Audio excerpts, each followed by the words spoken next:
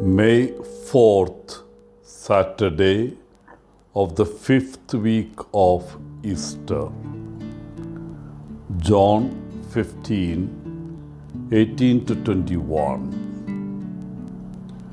There were more Christian martyrs in the 20th century than in all of the previous 19 centuries combined.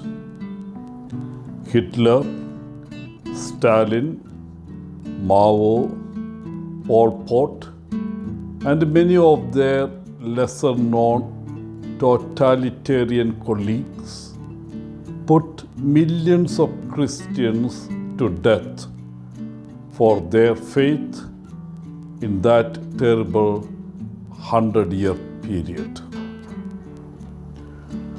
One of the saddest features of the still young 21st century is that this awful trend is undoubtedly continuing.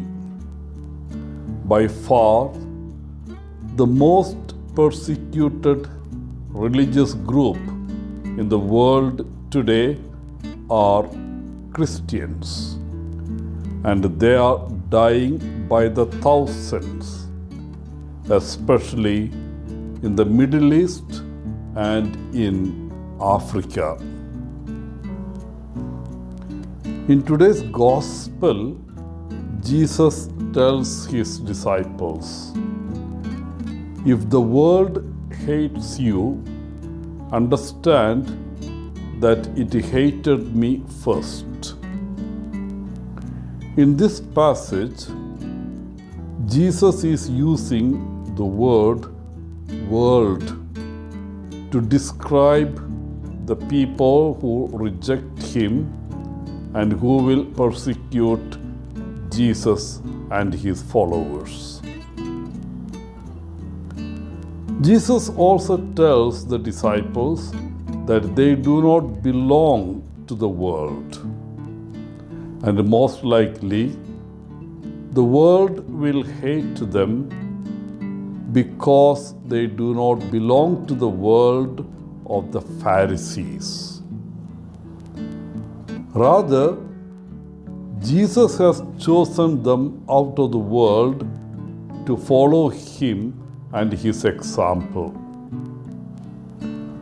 The path of following Jesus is a difficult one. Are we truly ready to follow him? This is more than simply giving lip service to his teachings.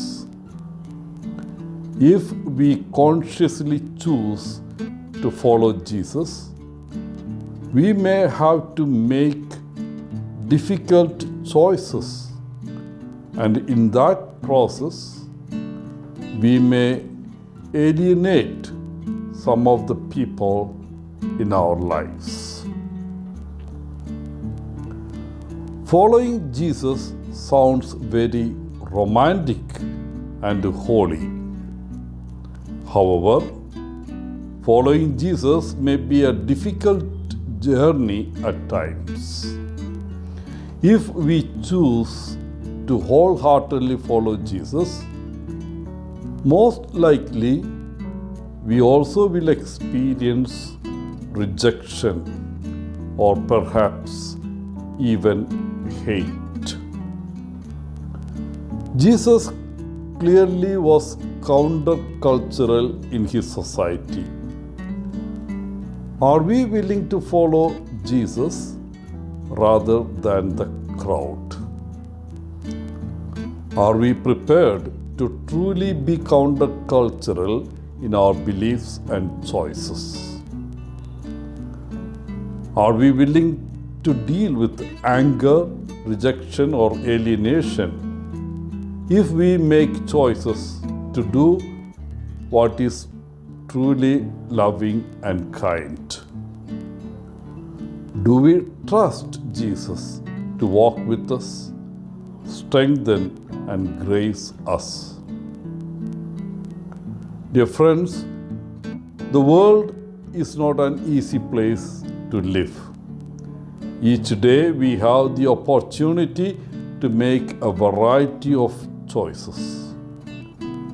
Today, will we choose to follow the crowd and simply do what is expected of us?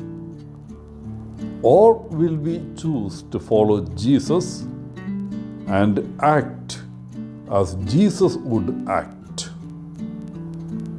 Only we can choose.